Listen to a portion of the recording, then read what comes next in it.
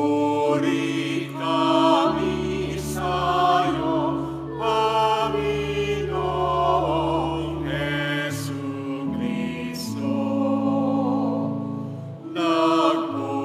Nagpupuri kami sa'yo, Panginoong Jesucristo. Masunuring Kristo Jesus, naghain ng buhay sa krus, kaya't dinakila ng Diyos, binigyan ng ngalang tampok sa langit at sansinuko. Nagpupuri kami sa'yo, Panginoong Jesucristo. Ang pagkapakasakit ng ating Panginoong Jesucristo ayon kay San Lucas. Tumindig ang buong kapulungan at dinala si Jesus kay Pilato. Sinimula nilang paratangan siya, anila. Ang taong ito'y nahuli naming nanunulsol sa aming kababayan na maghimagsik at nagbabawal ng pagbabayad ng buwis sa Cesar. Pinapaniwala pa niya ang mga tao na siya ang Kristo, isang hari. At tinanong siya ni Pilato, Ikaw ba ang hari ng mga Hudyo? Kayo na ang nagsasabi. tugon ni Jesus. Sinabi ni Pilato sa mga punong saserdote at sa mga tao, Wala akong makitang kasalanan sa taong ito. ngunit mapilit sila at ang wika, Sa pamamagitan ng kanyang mga turoy, inuudyo kanyang maghimagsik ang buong Judea. Nagsimula siya sa Galilea at ngayoy narito na. nang marinig ni Pilato, itinanong niya kung taga Galilea si Jesus. At nang malamang siya'y mula sa nasasakupan ni Herodes, kanyang ipinadala siya sa taong ito, na noon na may nasa Jerusalem. Tuwang-tuwa ito nang makita si Jesus. Marami na siyang nabalitaan tungkol dito, at matagal niyang ibig makita. Umaasa siyang gagawa ito ng kababalaghan at ibig niyang makita iyon. Kaya tinanong niya ng tinanong si Jesus, ngunit hindi ito sumagot, kaunti man. Naroon ang mga punong saserdote at ang mga eskriba na walang tigil na kapaparatang kay Jesus. Hinamak siya at tinuya ni Herodes, pati ng kanyang mga kawal. Sinuotan siya ng maringal na damit at ipinabalik kay Pilato. At ng araw ding iyon, naging magkaibigan sina Herodes at Pilato na dati magkagalit.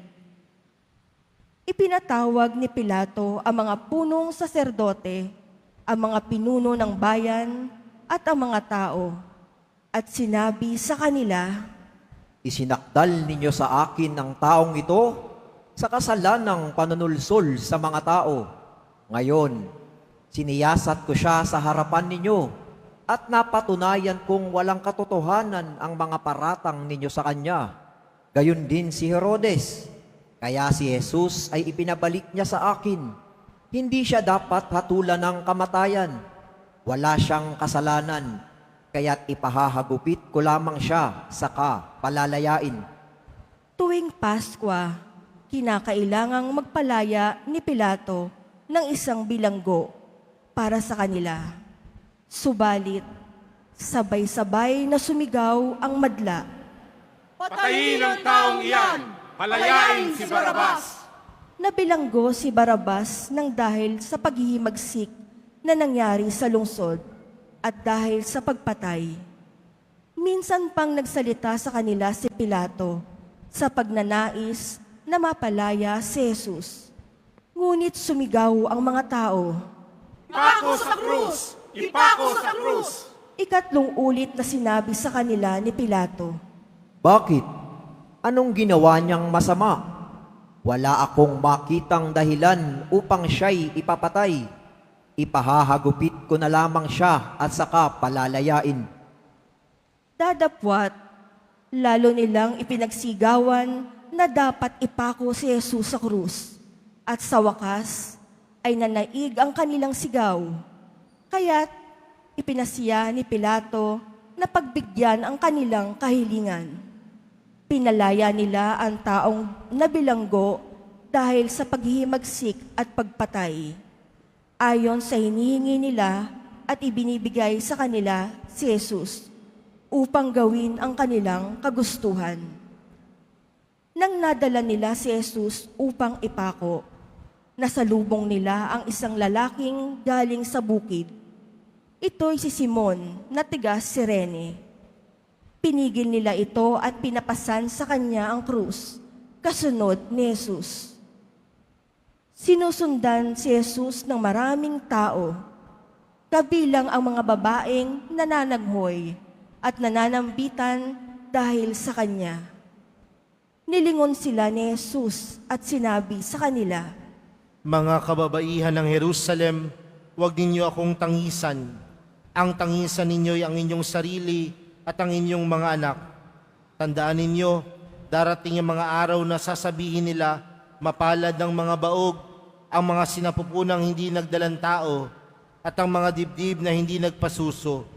Sa mga araw na iyo'y sasabihin ng mga tao sa mga bundok, gumuho kayo sa amin, at sa mga burol, tabunan ninyo kami, sapagkat kung ganito ang ginagawa sa kahoy na sariwa, ano naman kaya ang gagawin sa tuyo? may dilala pa silang 2 salarin upang patayin kasama ni Jesus. Nang dumating sila sa dakong tinatawag na bungo, ipinako nila si Jesus. Ipinako rin ang 2 salarin, isa sa gawing kanan at isa sa gawing kaliwa. Sinabi ni Jesus, Ama, patawarin mo sila, sapagkat hindi nila nalalaman ang kanilang ginagawa. at nagsapalaran sila upang malaman kung alin sa kanyang kasuutan ang mapupunta sa isa't isa. Ang mga tao'y nakatayo roon at nanonood. Nililibak naman siya ng mga pinuno ng bayan. Anila, Iniligtas niya ang iba. Iligtas naman niya ngayon ang kanyang sarili, kung siya nga ang Mesiyas, ang hinirang ng Diyos. nilibak din siya ng mga kawal. Nilapitan at inalok ng maasim na alak. Sinabi nila, Kung ikaw ang hari ng mga Hudyo, iligtas mo ang iyong sarili. at nakasulat sa ulunan niya sa wikang Griego, Latin at Hebreo. Ito ang hari ng mga Hudyo. Tinuya siya sa laring nakabitin at ang sabi, Hindi ba ikaw ang Mesiyas? Iligtas mo ang iyong sarili, pati na kami. ngunit pinagsabihan siya ng kanyang kasama. Hindi ka ba natatakot sa Diyos? Ikaw may pinarurusahang tulad niya. Matuwid lamang na tayo'y parusahan ng ganito dahil sa ating mga ginawa. Ngunit ang taong ito'y walang ginawang masama. At sinabi niya, Jesus, alalahanin mo ako kapag nagahari ka na. sumagot si Jesus, Sinasabi ko sa iyo, ngayon din isasama kita sa paraiso. nang magkailabing-labang tanghali, nagdilim ang buong lupain hanggat sa 3 ng hapon. Nawala ng liwanag ang araw at ang tabi ng templong napunit sa gitna. Sumigaw ng malakas si Jesus, Ama, sa kamay mo'y ipinagtatagubilin ko ang aking espiritu. at pagkasabi nito, nalagot ang kanyang hininga. Magsiluhod po ang lahat at manahimik sandali.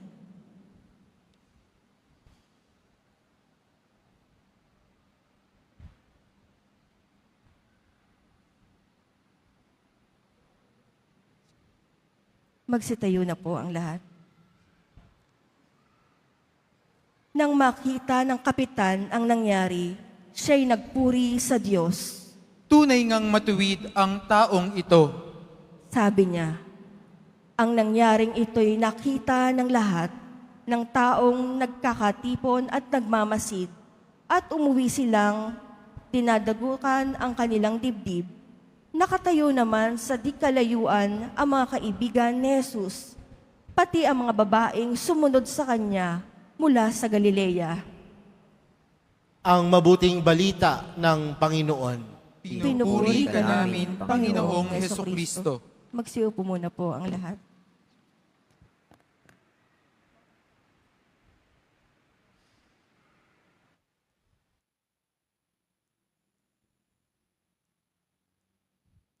Magandang umaga po sa inyong lahat.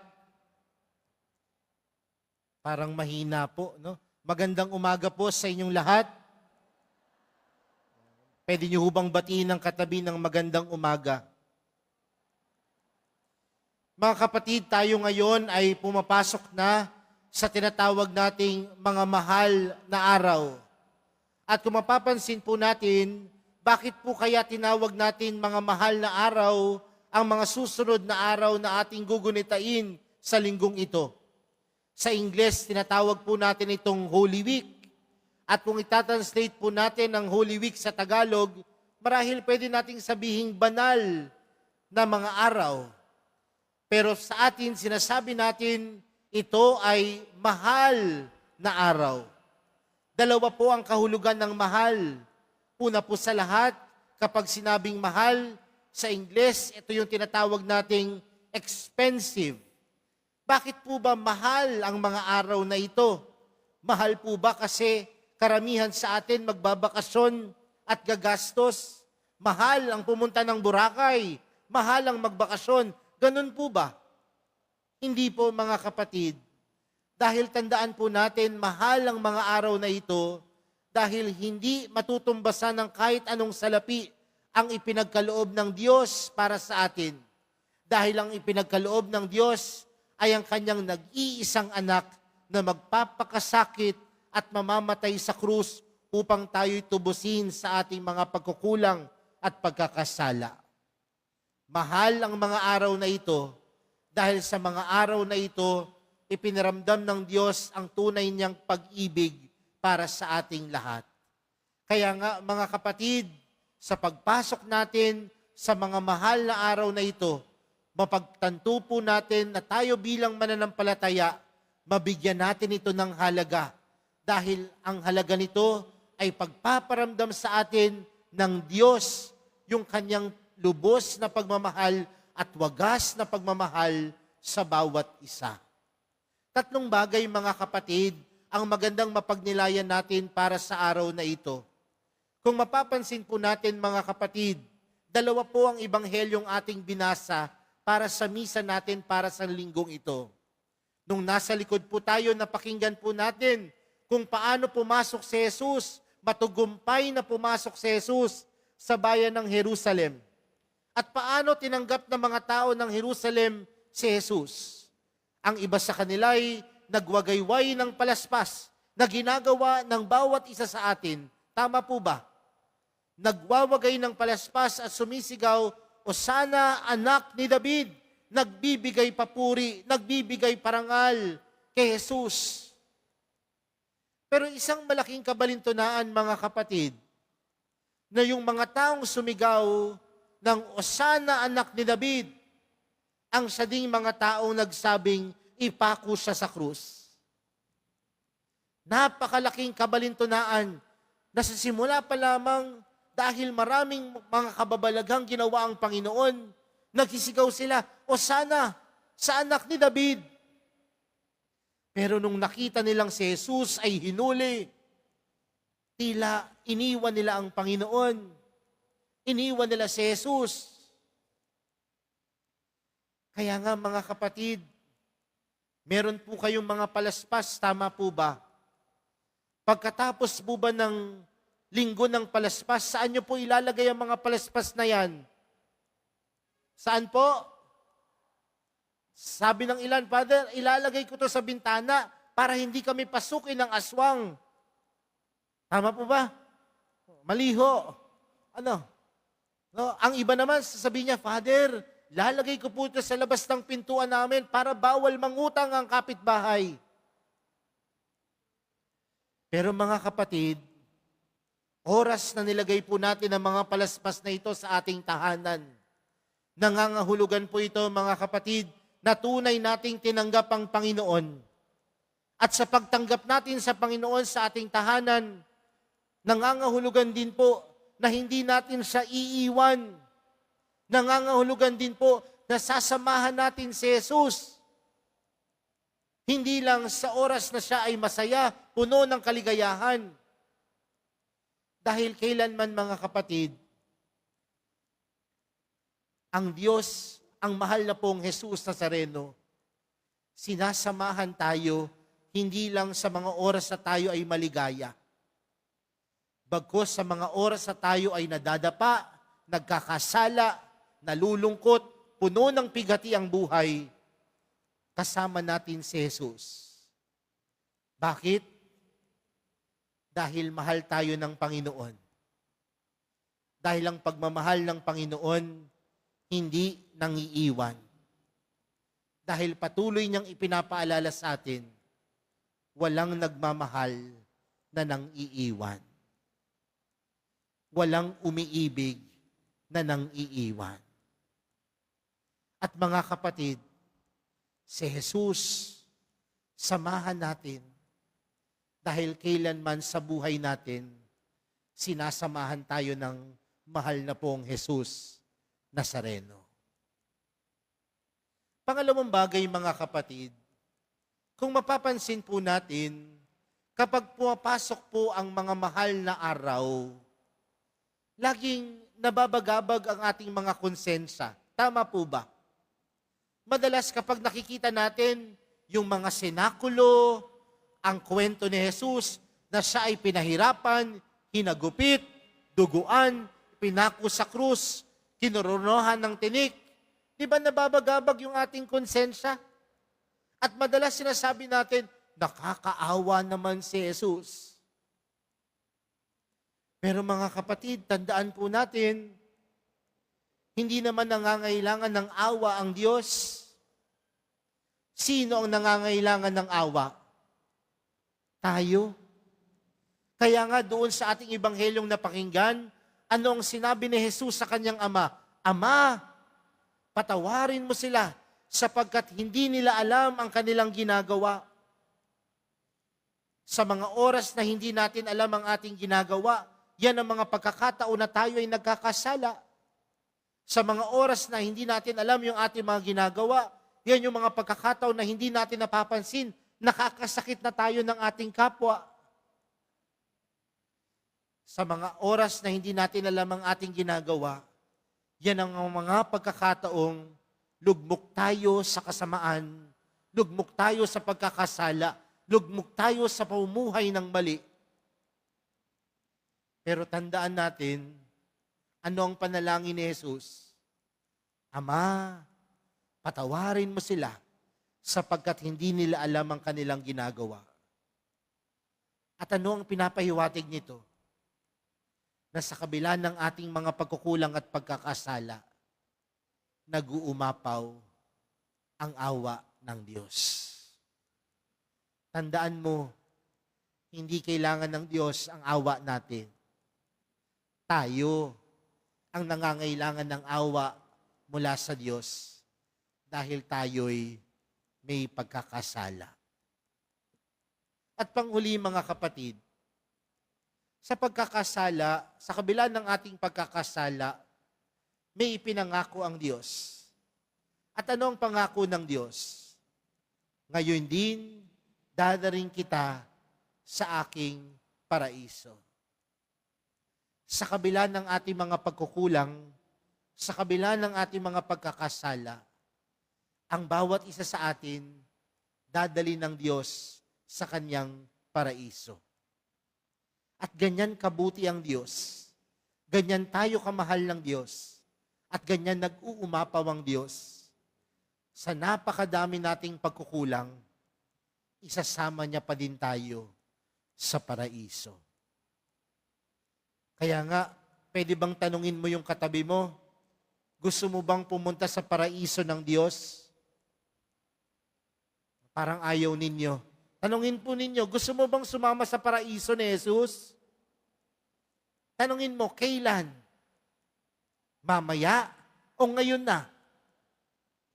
Biro man itong tingnan, pero mga kapatid, sa kabutihan at pagmamahal ng Diyos, makasalanan man tayo, gusto niya pa rin tayong makarating sa kanyang paraiso. At anong punot dulo nito? Ang pagmamahal ng Diyos. Mga kapatid, mahal na araw. Mahal ang mga araw na ito dahil ang ipinagkaloob ng Diyos ay ang kanyang anak. Mahal ang mga araw na ito dahil puno ito ng pag-ibig mula sa Diyos. Nawa, manahimik tayo. Nawa, magnilay tayo. Nawa, magdasal tayo.